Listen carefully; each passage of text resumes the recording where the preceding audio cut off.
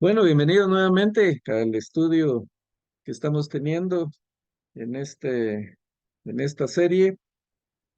Estamos estudiando eh, la reconstrucción y la reforma del pueblo de Israel, de los que regresaron del exilio. Más que un estudio de un libro en particular, pues estamos estudiando este tema, porque el tema de la reconstrucción, la reforma, que fue una reforma espiritual la que tuvo ese pueblo, está contenido en varios libros, está contenido en Esdras, en Nehemías, en profetas como Ageo, Zacarías. Bueno, hay muchas referencias que podemos hacer y ahorita justamente, pues hace un par de semanas el libro de Esdras nos trasladó a Ageo, que es lo que estamos viendo ahora, porque el pueblo empezó, como ya sabemos, la reconstrucción con mucho entusiasmo. Aquellos 50,000 expatriados que habían regresado de Babilonia empezaron con mucho entusiasmo, pero encontraron oposición de los enemigos y del enemigo principal de Satanás, que pues les detuvieron la obra. Entonces, como les detuvieron la obra, se dedicaron a sus cosas, a construir sus casas, a sembrar sus granos, a tener sus cosechas, al grado de que llegaron a tener una vida cómoda, lujosa, sus casas artesonadas o llenas de madera, de cedro, por todos lados, eh, pues se acomodaron, sencillamente se acomodaron. Entonces se levanta el profeta Geo, Dios levanta al profeta Geo para despertarlos de su letargo espiritual y para que ellos pudieran poner en orden sus prioridades, porque tenían las prioridades invertidas. Ageo les dice, ustedes dicen que todavía no es tiempo de reconstruir el templo, pero ya tienen sus casas lujosas, ya están dedicados a sus negocios, ya están bien establecidos, y entonces, primero fueron ustedes y después es el Señor. Entonces, reflexionen, cambien sus prioridades. La semana pasada vimos que, pues prácticamente el Señor eh, causó una sequía, no hubo lluvia, y sabemos que Dios es el dueño de la creación, Él es el que la gobierna. Entonces, Él les dice, ustedes están trabajando, están sembrando, pero no hay satisfacción, no están cosechando lo que debieran cosechar, sino que pues están en problemas, están en crisis, están eh, pues estancados, porque tienen como que están echando su dinero en saco roto, no les produce, no hay satisfacción. Ageo los hace reflexionar con relación de que solo haciendo la voluntad del Señor, solo dándole la prioridad al Señor, podemos encontrar verdadera satisfacción. Y así, pues hemos venido en el libro de Ageo, entramos ya al capítulo 2, donde esta reflexión sigue por medio del profeta Ageo, y el día de hoy, pues vamos a ver otro pasaje y vamos a compartir aquí pantalla para poder entrar al tema de hoy, que pues le hemos puesto por título Consulta a los sacerdotes, porque de eso se trata. Ah, eh, siempre acostumbro leer para retomar el pasaje, contexto anterior, y aquí pues son 4 mensajes de Ageo que se dieron en 4 meses. Ya vimos el primero, estamos en el segundo, que empezó el día 21 del mes séptimo, dice, vino palabra del Señor a Ageo, pregunta sobre Babel y el sumo sacerdote y el resto del pueblo. Si alguno de los que están aquí se recuerda cómo fue el templo, pues bueno, ahora el templo que ustedes están construyendo es como nada, pero sin embargo, yo haré que este templo sea más glorioso incluso que el templo de Salomón. Y él se refería a la obra que iba a hacer por medio de Jesucristo. Inicialmente ese fue el primer cumplimiento de las profecías. Ah, entonces, aquí está el versículo 9, dice, el esplendor de esta segunda casa será mayor que el de la primera, dice el Señor de los ejércitos, y en este lugar concederé la paz, afirma el Señor de los ejércitos. No me voy a entretener en esto porque eso lo vimos la semana pasada. Si alguien se perdió ese estudio, pues ahí está la grabación para que puedan retomarlo y ver de qué fue lo que hablamos. Pero entonces vamos al tema de hoy, que está en Ageo 2, eh, versículos 10 al 18. Voy a pedir a alguien, por favor, que me lea el pasaje, si lo pueden ver aquí en pantalla, si no en sus Biblias, Ageo 2, versículos 10 al 14.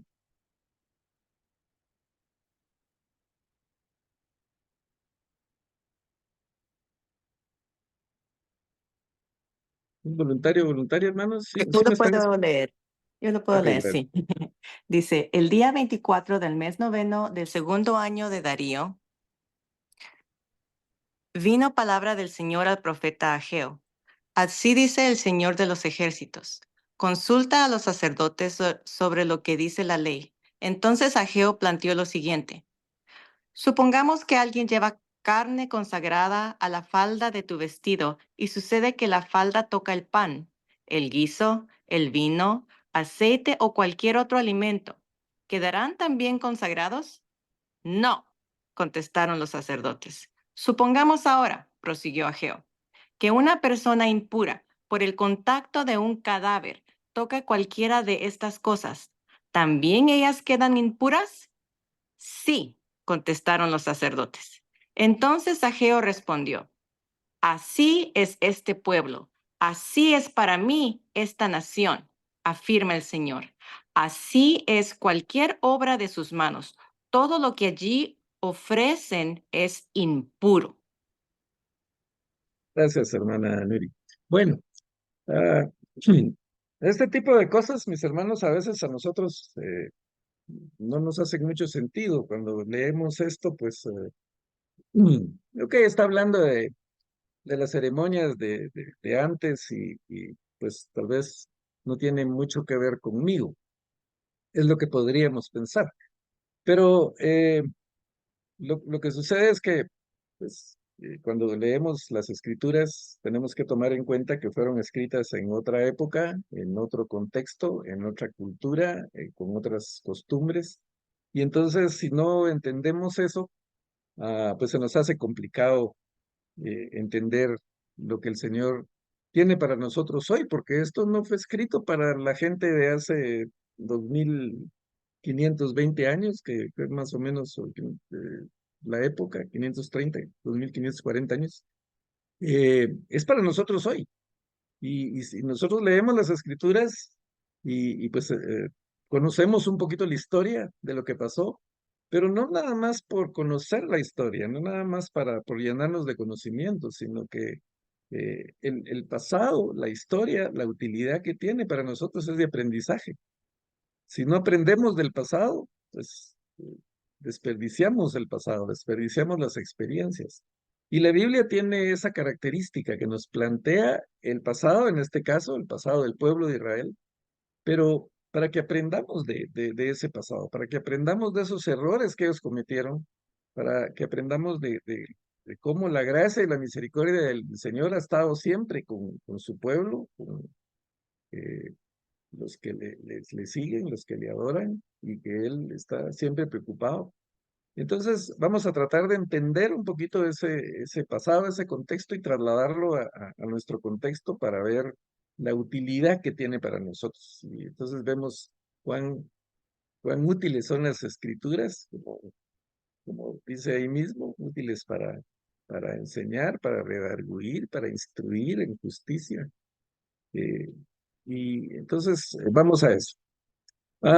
En la ley ceremonial del pueblo de Israel, ellos hacían sacrificios, eh, sa- sacrificaban diferentes tipos de animales, ovejas, vacas, lo que fuera, dependiendo del tipo de pecado que ellos querían este, eh, limpiar, podríamos decir, porque era una limpieza temporal, no era pues el borrar totalmente el pecado.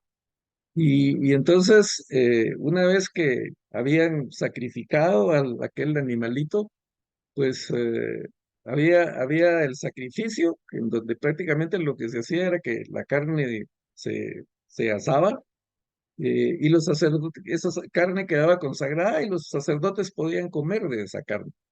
Había lo que se llamaba el holocausto, que ahí sí se consumía totalmente lo que se sacrificaba, no quedaba nada. Entonces aquí está hablando que si alguien lleva carne de esa consagrada, hablando específicamente tal vez de un sacerdote, dice, ese alguien lleva carne consagrada en la falda de su vestido y sucede que la falda toque el pan, el guiso, el vino, aceite o cualquier otro alimento. Les dice, quedará consagrado. Y Ageo llama, o Dios por medio de Ageo llama al pueblo a consultar a los sacerdotes. Porque en aquella época, pues los sacerdotes eran los que tenían la autoridad eh, civil y religiosa, y por supuesto sobre eh, la interpretación de la ley, de la ley de Dios, que era la misma ley civil en aquella época. Entonces los sacerdotes, con el conocimiento que tenían de la ley, del libro de Levítico, dicen, no, el hecho de que esa carne venga consagrada no significa que al tocarla también el pan, el vino o el aceite va a quedar consagrada. Ok, dice Ageo, supongamos ahora que una persona impura por el contacto de un cadáver toca cualquiera de esas cosas, ¿también ellas quedarán impuras? Y ahí los sacerdotes contestan sí, porque según la ley ceremonial del pueblo de Israel de aquella época, la gente se contaminaba ceremonialmente al tocar cosas inmundas, por ejemplo, un cadáver. Eso, como dije, para nosotros hoy no tiene sentido, porque obviamente si fallece una persona muy cercana, un ser querido, pues nosotros vamos y tocamos el cadáver por cualquier cosa, eh, pues no pasa nada. Pero en aquella época, si eso sucedía, si alguien tocaba un cadáver, quedaba ceremonialmente impuro, lo que quiere decir que no podía participar en el templo de de todo lo que se hacía en el templo.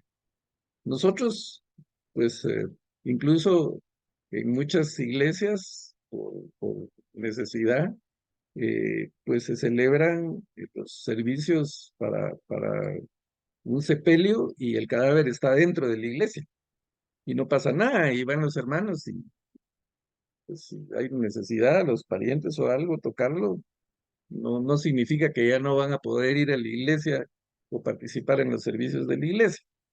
Entonces, para que entendamos un poquito lo que significaba en aquella época. Entonces, esa persona quedaba ceremonialmente incapacitada para participar de los servicios hasta que pues, tenía que cumplir otro procedimiento y otros ritos para poder ya purificarse de eso. Pero no vamos a entrar en ese detalle porque se volvería un poco largo el estudio. Lo importante es cómo lo contextualizamos, cómo lo entenderíamos en esta época. Bueno, les voy a dar un ejemplo de mi experiencia personal. Muchos aquí saben que yo, pues durante un tiempo, tuve restaurante.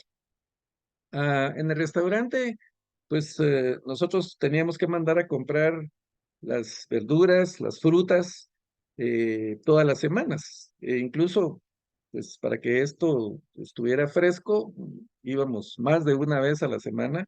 O sea, la persona encargada de compras tenía que ir más de una vez a la semana a traer verduras y fruta fresca. Y entonces teníamos una bodega, un área donde estaban los perecederos, o sea, todos aquellos productos que tienen una vida limitada. Hay cosas que pueden tardar un año, por ejemplo, porque no son perecederos, un alimento enlatado o no sé, cualquier otra cosa pues eso no importa mucho, pero lo que es perecedero, la fruta, las verduras, las carnes, todo ese tipo de cosas necesitan un tratamiento especial, un manejo especial. El bodeguero, pues tenía que tener el cuidado de que cuando llegaba la fruta fresca, pues mover la que estaba en la bodega, pasarla para adelante y poner la fruta fresca atrás para que eh, pues lo primero que había entrado fuera lo primero que saliera y lo último que había entrado pues fuera lo último que se consumiera. ¿Por qué esto? ¿Y por qué en el caso de los restaurantes, por ejemplo, se exige mucho que el bodeguero controle las fechas de vencimiento de los productos perecederos, que no mezcle fruta fresca o verdura fresca con una verdura que pueda estar ya eh, pasada? Porque eh, si, si traemos fruta fresca y la mezclamos con fruta que ya esté pasándose, eso no significa que la fruta fresca va a hacer que la fruta que ya está pasada se quede fresca, o la verdura. Traemos verdura fresca y hay otra verdura que ya está podrida por irnos a los extremos. No significa que la verdura fresca va a hacer que la podrida se ponga fresca. Sucede lo contrario. La fruta o la verdura podrida o contaminada, porque pues se puede contaminar con cualquier otra cosa, va a podrir o va a contaminar a la fresca. Por eso dicen que una manzana podrida pudre a las demás. Lo mismo sucede, por ejemplo, obviamente con las carnes. Una carne que venga fresca y hay otra carne descompuesta, eh, la carne fresca no va a hacer que la descompuesta se arregle, sino que al contrario, la carne fresca se va a descomponer también. Por eso, específicamente en el tema de la comida, no solo en los restaurantes, sino en la cocina, las señoras pues tienen que tener mucho cuidado de no mezclar las carnes, de ver también la rotación de los productos para cocinar. Ah, ¿A qué nos lleva esto? Pues aquí Ageo, o el Señor por medio de Ageo, se está refiriendo a la santidad del pueblo. Y lo que está diciendo es, la santidad no se pega. Sin embargo, la corrupción sí, el pecado sí, la contaminación sí. Y eso pasa con nosotros hoy. La santidad no se nos va a pegar, amigos. Sin embargo, es muy fácil que nos contaminemos con otro tipo de cosas, con el pecado, con la idolatría, con la desobediencia, con la apatía, con el desánimo, con la indiferencia. Pero el mensaje del Señor a este pueblo, que pues obviamente lo tenemos que tomar también para nosotros. Como dije anteriormente, tenemos que tomar esa experiencia de lo que pasó en el pueblo. Es que Ageo le dice, así es este pueblo, así es para mí esta nación, afirma el Señor. Así es cualquier obra de sus manos. Todo lo que ahí ofrecen es impuro. ¿Y por qué está diciendo esto Ageo? Porque había pasado 15 o 18 años con el templo abandonado. Como ya dijimos, habían invertido las prioridades, se habían dedicado a sus cosas y habían dejado el templo abandonado. Eso provocó apatía, eso provocó indiferencia, eh, y eso pues era una contaminación que se les había trasladado a todos, a la gran mayoría. Entonces ahora viene Ageo o Dios por medio del profeta Ageo y despierta a esa gente y los hace que empiecen a reconstruir el templo. Pero lo empezaron a reconstruir sin dejar sus malos hábitos. Lo empezaron a reconstruir porque ni modo, o sea, la tierra no estaba produciendo, ellos estaban en crisis, los enemigos lo estaban atacando. Ageo les dice es porque no están haciendo la voluntad del Señor. Ok, bueno, entonces vamos, empecemos a reconstruir, pues, pero, pero su corazón estaba lejos del Señor.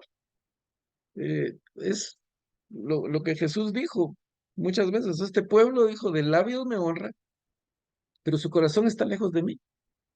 Entonces estaban reconstruyendo el templo, reiniciaron la obra, pero por compromiso, no de corazón. Y si algo quiere el Señor, mis hermanos, es nuestro corazón. ¿Cómo lo aplicamos a nosotros hoy? Bueno, nosotros podemos ir al templo todos los días. Nosotros podemos leer la Biblia todos los días. Nosotros podemos cantar en el templo, alzar las manos, cerrar los ojos. Nosotros podemos arrodillarnos y pasar al altar, incluso orarle al Señor. Pero si eso no es de corazón, no sirve de nada. No sirve de nada. Lo primero que tenemos que hacer es quitar la contaminación de nuestra vida. Lo primero que el Señor quiere es arrepentimiento. Y, y el hecho de que el Señor nos perdone, que Cristo haya dado su vida y su sangre en la cruz del Calvario para limpiar nuestros pecados, que era algo que los sacrificios y todo este sistema de holocaustos no podía hacer. El Señor lo hizo, pero eso no significa que no le volvamos a fallar. Constantemente le fallamos. Y entonces constantemente tenemos que arrepentirnos. Y arrepentirnos, como he dicho antes, repetidas oportunidades, no significa lamentarnos de lo que hicimos. Arrepentirnos significa cambiar de rumbo, cambiar de camino. Simplemente, si de verdad lamentamos el haberle fallado al Señor, pues cambiar eh, ese hábito, cambiar ese rumbo que llevamos para tratar de hacer lo que el Señor quiere. Pero ese es un proceso constante, podríamos decir, de toda la vida del cristiano. El mismo Pablo dice, no he cansado, yo prosigo a la meta, yo sigo, estoy terminando la carrera, porque es una carrera, es una competencia, podríamos decir, contra el enemigo que va corriendo detrás de nosotros queriendo hacernos caer, y nosotros, pues en alguna oportunidad va a lograr hacernos caer, pero tenemos que levantarnos y cambiar el rumbo pues arrepentirnos. Entonces, el Señor, mis hermanos, quiere nuestro corazón. Él no quiere rituales, Él no quiere sacrificios, Él no quiere penitencias. Eh, si hacemos un ayuno, por ejemplo, por agradecimiento al Señor, pues está bien. Pero no para alcanzar el favor de Dios, porque el Señor ya, Él nos ama de todos modos. Él no nos ama porque nosotros hagamos las cosas bien. Él, aunque no hagamos las cosas bien, aunque pequemos, Él nos sigue amando. La diferencia es que si hacemos su voluntad, gozamos de los beneficios de hacer su voluntad, gozamos de su presencia. Si no hacemos su voluntad, Él nos va a seguir amando, pero no vamos a poder disfrutar de su presencia, no vamos a poder disfrutar de sus bendiciones, porque para poder estar en la presencia de un Dios santo, para poder gozar las bendiciones de un Dios tres veces santo, no podemos estar contaminados todo el tiempo. No podemos eh, intentar hacer su voluntad si lo hacemos por compromiso. Y tal vez un ejemplo para los padres podría ser la obediencia de los hijos. Si los hijos nos obedecen por compromiso, porque ni modo, si no les hacemos caso, pues no va a haber dinero o no va a haber paseo. Entonces, bueno, le voy a hacer caso a mi papá o a mi mamá para que me lleven a pasear, ¿verdad? Eso creo que ningún padre lo quiere. El padre, la madre, lo que quiere es el corazón de los hijos. El Señor que quiere nuestro corazón, quiere que las cosas las hagamos eh, por amor a Él, en agradecimiento por todo lo que Él nos ha dado. Y hay muchos textos en la Biblia, en el Antiguo Testamento y en el Nuevo Testamento que nos hablan de eso. Yo saqué algunos nada más, porque obviamente no tenemos el tiempo para profundizar mucho en esto, pero por ejemplo, Oseas 6:6 dice, lo que pido a ustedes es misericordia y no sacrificio, conocimiento de Dios en lugar de holocausto. Y en Miqueas 6:6 también, casualmente el mismo capítulo y el mismo versículo, dice, ¿con qué me presentaré ante el Señor? Y me postraré ante el Dios Altísimo. ¿Podré presentarme con holocaustos o con becerros de un año? Y más adelante en el versículo 8 dice, Él te ha mostrado, oh mortal, lo que es bueno. ¿Y qué es lo que espera de ti el Señor? Practicar la justicia, amar la misericordia y caminar humildemente ante tu Dios. Y eso es lo que el Señor espera de nosotros. Y en Isaías, pues, este pasaje, pues probablemente ustedes lo conozcan mejor. El Señor dice al pueblo por medio del profeta Isaías, ¿de qué me sirven sus muchos sacrificios? Dice el Señor, harto estoy de holocaustos de carneros y de la grasa de animales engordados. La sangre de novillos, corderos y machos cabríos no me complace. Irónicamente, el Señor era el que había estipulado en la ley, a través de Moisés, todo el sistema sacrificial. Él había puesto eh, los sacrificios como una manera, como una forma temporal de que pudiera el pueblo presentar sacrificio por sus pecados, santificarse y así poder gozar de la presencia del Señor. Los sacrificios era un acto de misericordia del Señor para que el pueblo se pudiera acercar a Él, para que un pueblo pecador pudiera acercarse a un Dios santo. Sin embargo, si eso no lo hacían de corazón, pues tenían el rechazo del Señor, como esto, dice, ¿para qué quiero eso? Estoy harto, estoy cansado. Lo que quiero, dice, lávense, límpiense, aparten de mi vista sus obras malvadas, dejen de hacer el mal, aprendan a hacer el bien, busquen la justicia y restituyan al oprimido, abogan por el huérfano y defiendan a la vida. No servía de nada los sacrificios si si estaban, por otro lado, siendo injustos con sus hermanos. Eh,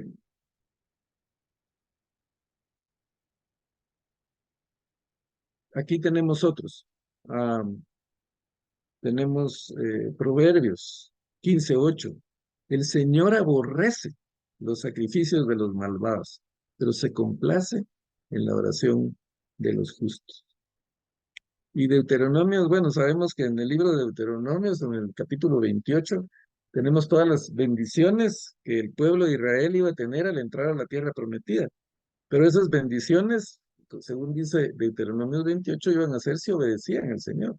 Y si no, las bendiciones se iban a convertir en maldiciones. Y aquí más adelante, en el capítulo 30, dice, el Señor tu Dios circuncidará tu corazón y el de tus descendientes, para que lo ames con todo tu corazón y con toda tu alma y así tengan vida.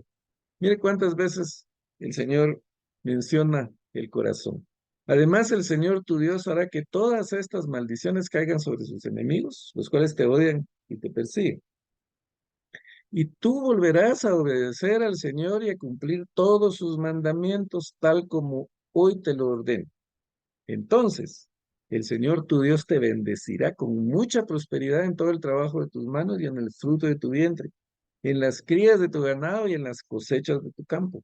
El Señor se complacerá de nuevo en tu bienestar, así como se deleitó en la prosperidad de tus antepasados.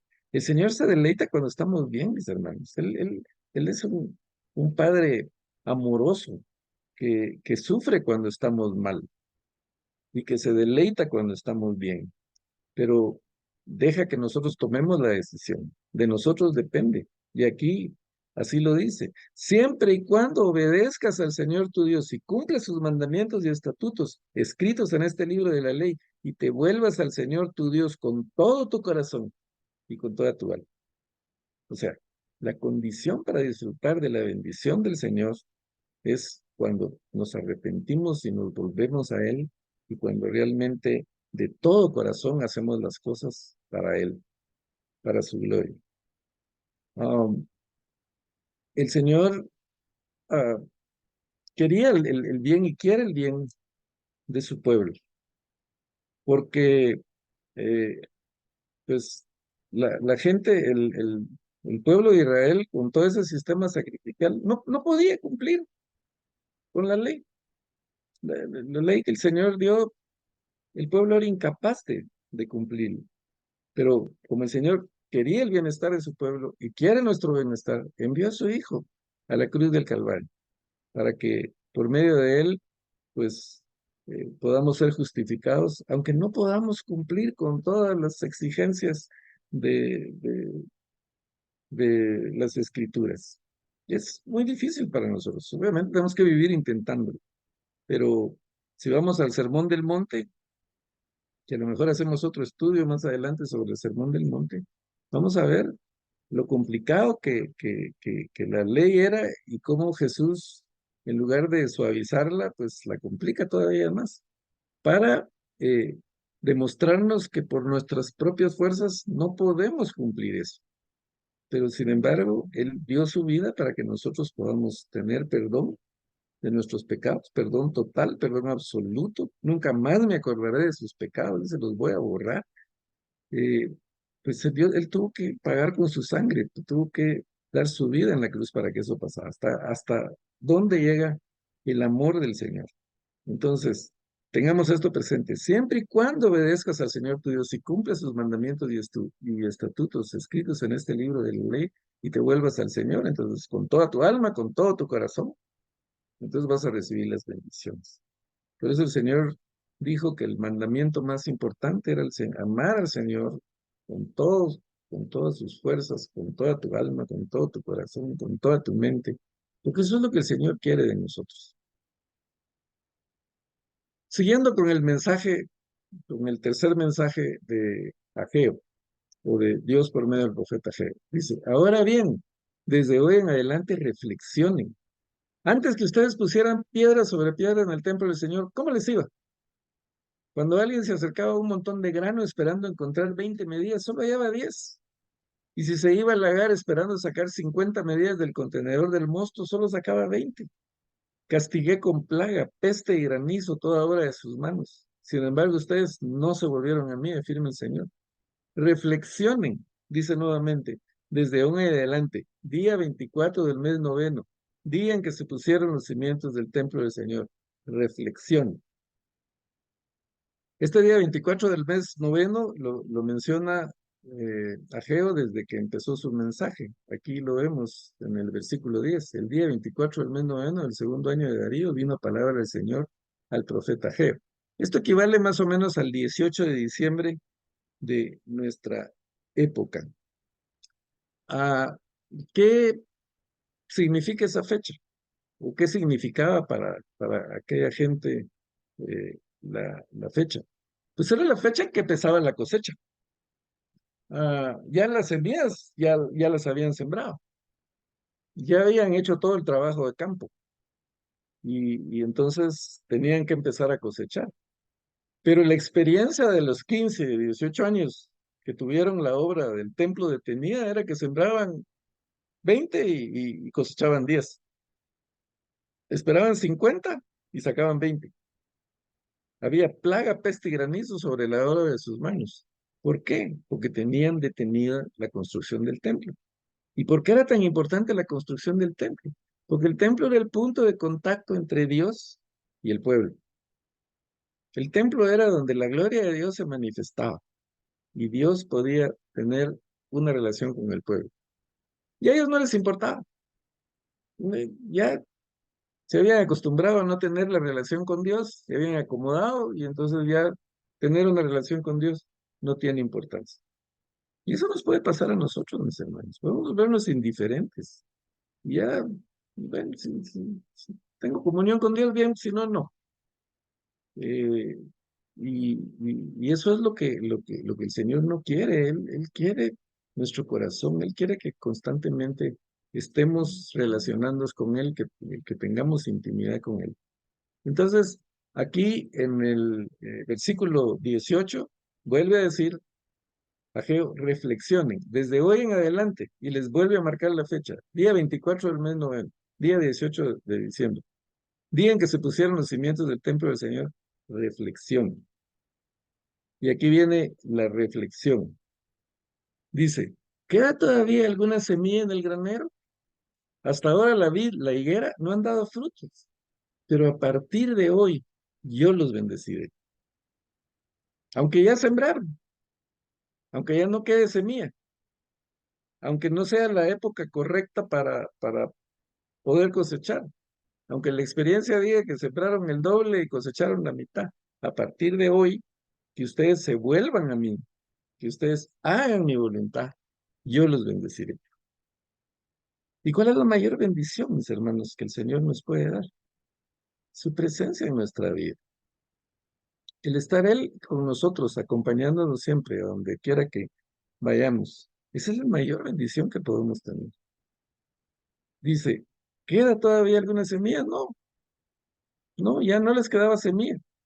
Ya no podían comer de esa semilla porque ya la habían sembrado. Y la experiencia de los años anteriores era que no iban a cosechar. Pero el Señor les dice, vuélvanse a mí, arrepiéntanse de sus pecados, hagan las cosas de corazón, denme su corazón. Y entonces, a partir de hoy, la fecha que Él mencionó, el 24, el día 24 del mes noveno, a partir de hoy, 24 del mes noveno o 18 de diciembre en nuestra época, dice, yo los voy a bendecir. La enseñanza entonces, mis hermanos, que necesitamos sacar de este pasaje relativamente corto que estamos viendo el día de hoy, es que mientras no hagamos la voluntad del Señor, mientras no obedezcamos la voz del Señor, mientras no intentemos al menos cumplir con lo que dicen las Escrituras, pues va a ser muy difícil que podamos disfrutar de sus bendiciones y la mayor bendición es su presencia. Al principio dijimos que el libro de Esdras que estamos estudiando, pues nos traslada, o el tema que estamos estudiando de la reconstrucción y la reforma nos traslada a varios profetas como Ageo y Zacarías. Y en Zacarías hay un pasaje, no vamos a ver todo el libro de Zacarías porque el libro de Ageo pues, es cortito, eh, tiene muy pocos capítulos, pero Zacarías es mucho más largo. Y la otra cosa es que Ageo va directo al grano. En cambio, Zacarías tiene visiones, usa analogías, usa muchas cosas. Y aquí, en el capítulo 3 justamente, Zacarías tiene una visión. Y Zacarías le habló al pueblo en la misma época que está hablando Ageo. Los dos profetas fueron enviados por Jehová en la misma época. Tal vez Zacarías habló un mes antes o un mes después de este mensaje que está dando Ageo, pero fue casi simultáneo. Y en el capítulo 3 dice Zacarías, me mostró al sumo sacerdote Josué, el cual estaba delante del ángel de Jehová y Satanás estaba en su mano derecha para acusarlo. Eh, ya vimos que aquí los personajes que se encargaron de la reconstrucción fueron Zorobabel y Josué, o Yeshua, o Jesús, porque los tres nombres significan lo mismo. Entonces dice, me mostró al sumo sacerdote Josué, y dijo Jehová a Satanás, Jehová te reprenda, oh Satanás, Jehová me ha escogido a Jerusalén, o Jehová que ha escogido a Jerusalén te reprende. Y después en el versículo 3 dice, y Josué estaba vestido de vestiduras viles y estaba delante del ángel. La nueva versión internacional dice, Josué estaba vestido con ropas sucias en presencia del ángel. Eh, los conocedores del idioma dicen que realmente lo que significa esto es que sus ropas estaban llenas de estiércol. Las ropas del sumo sacerdote, el día de la expiación. El sumo sacerdote, el día de la expiación, tenía que estar totalmente purificado, con sus vestiduras totalmente blancas para poder entrar al lugar santísimo y ofrecer el sacrificio que solo se podía ofrecer una vez al año. Y solo el sumo sacerdote podía entrar al lugar santísimo. Si el sumo sacerdote no iba purificado, moría automáticamente. Entonces, aquí la visión que tiene Zacarías es a ese sumo sacerdote en el día de la expiación con sus ropas totalmente inmundas. Y habló el ángel y mandó a los que estaban delante de él diciendo, quitadle esas vestiduras viles. Y a él le dijo, mira que he quitado de ti tu pecado y te he vuelto a vestir con ropas de gala.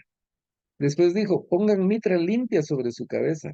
y pusieron una mitra limpia sobre su cabello, una mitra o un turbante, dice la nueva versión internacional. Y le vistieron las ropas, y el ángel de Jehová estaba en pie. Y el ángel de Jehová amonestó a Josué diciendo, así dice Jehová de los ejércitos, si anduvieres por mis caminos, si guardares mi ordenanza, también tú gobernarás mi casa, también guardarás mis atrios, y entre estos que aquí están te daré lugar. Escucha pues ahora, Josué, sumo sacerdote, tú y tus amigos que se sientan delante de ti, porque son varones simbólicos. Y aquí viene lo importante. He aquí yo traigo a mi siervo el renuevo, porque he aquí aquella piedra que puse delante de Josué, sobre esta única piedra hay 7 ojos. He aquí yo grabaré su escultura, dice Jehová de los ejércitos, y quitaré el pecado de la tierra en un día.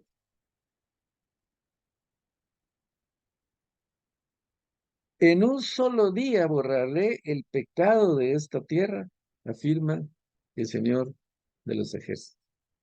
¿Cuándo se cumplió esa profecía? ¿Cuándo llegó este renuevo que aquí Zacarías está profetizando al pueblo de Israel? En Yeshua, en Josué, en Jesús, porque el nombre, como ya dije, significaba lo mismo. Jesús fue ese renuevo que el Señor envió. Y dice, en un solo día quitaré el pecado de la tierra. El día que Cristo murió en la cruz del Calvario, limpió el pecado de la humanidad, quitó el pecado de toda la tierra. Entonces, Jesús vino a hacer lo inverso de lo que estaba pasando con el pueblo de Israel. Porque estaba pasando en el pueblo de Israel lo inmundo, todos los pecados del pueblo, pues estaban contaminando a todo el pueblo. Y como dijimos, lo santo no se pega, la inmundicia, el pecado se contagia. Pero con Jesús fue al revés.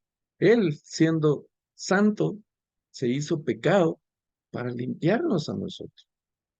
El, el, el contacto de Jesús con la humanidad limpió, quitó toda esa suciedad, todo ese estiércol que podía haber y dejó nuestras ropas blancas. ¿Para qué? ¿Para que siguiéramos pecando? No, para que hagamos su voluntad, para que podamos ser justificados. En Cristo somos justificados. Si una persona está en Cristo, nueva criatura es. Las cosas viejas pasaron, y aquí todas son hechas nuevas. Entonces es importante recordar, mis hermanos, esta profecía de Zacarías, y la repito, en aquel día afirma el Señor de los ejércitos, cada uno de ustedes invitará a su vecino a sentarse debajo de su vid y de su higuera. Pero el versículo 9, en un solo día borraré el pecado de esta tierra, afirma el Señor de los ejércitos. Entonces nuestra actitud, mis hermanos, debe ser de obediencia, nuestra actitud debe ser hacer las cosas para el Señor de corazón, cualquier cosa que hagamos, el adorar, el ofrendar, el ir al templo, el tener misericordia de los necesitados, no por compromiso, no para obtener algo a cambio. Por eso a mí no me gustan a veces actividades que hacen en algunas iglesias para recolectar fondos y el ofrecimiento es, hermanos, vengan, traigan sus ofrendas y el Señor les va a multiplicar, Él les va a devolver al 100 por 1. Si traen su gallina aquí como ofrenda al Señor, pues pronto van a tener un gallinero. Entonces, la ofrenda viene por interés, por compromiso. El servicio al Señor se vuelve un compromiso. La teología de la prosperidad, que nos volvamos al Señor para ser prósperos materialmente, para enriquecernos. Eso no es lo que dice la Escritura. el servicio al Señor debe ser de corazón, en agradecimiento, para buscar su bendición, para buscar intimidad con Él, para buscar estar en su presencia. Ese es el sacrificio que el Señor le agrada. Eso es lo que el Señor quiere de nosotros. Y Él por eso, en un solo día, con su sacrificio en la cruz del Calvario, borró el pecado de la humanidad, borró nuestros pecados, para que podamos acercarnos a Él, para que podamos tener esa justificación que nos permite tener acceso al Padre Celestial. La mayor satisfacción que podemos tener es la presencia del Señor. Como dice el salmista, si algo anhelo es vivir en tu templo todos los días de mi vida. Pero eso no significaba estar metido en la iglesia, significaba estar en la presencia del Señor, estar disfrutando de la presencia del Señor todos los días.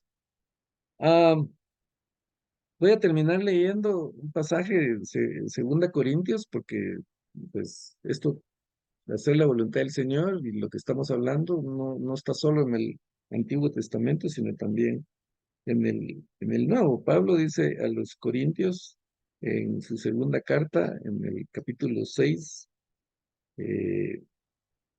y versículo 16, ¿y qué acuerdo hay entre el templo de Dios y los ídolos? Porque vosotros sois el templo de Dios viviente, como dijo Dios. Ya hablamos bastante de esto en los estudios anteriores, que nosotros somos el templo de Dios. Nosotros todos como iglesia, como comunidad de creyentes, somos el templo de Dios. Y cada uno de nosotros, pues también somos templo del Espíritu Santo. Y aquí Pablo lo confirma.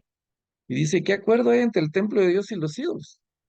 Porque vosotros sois el templo de Dios viviente, como dijo Dios. Habitaré y andaré entre ellos y seré su Dios, y ellos serán mi pueblo. Por lo cual, salid de en medio de ellos y apartaos, dice el Señor, y no toquéis lo inmundo, y yo os recibiré, y seré para vosotros por Padre, y vosotros me seréis hijos e hijas, dice el Señor Todopoderoso. Así que, amados, puesto que tenemos tales promesas, limpiémonos de toda contaminación de carne y de espíritu, perfeccionando la santidad en el temor de Dios. Entonces, aquí tenemos esa enseñanza, tanto en el Antiguo como en el Nuevo Testamento, y es lo que tenemos el día de hoy. Estamos justo en la hora de terminar, y pues espero que el Señor haya hablado a nuestros corazones en esta noche. ¿Algún, ¿Alguna duda, algún comentario?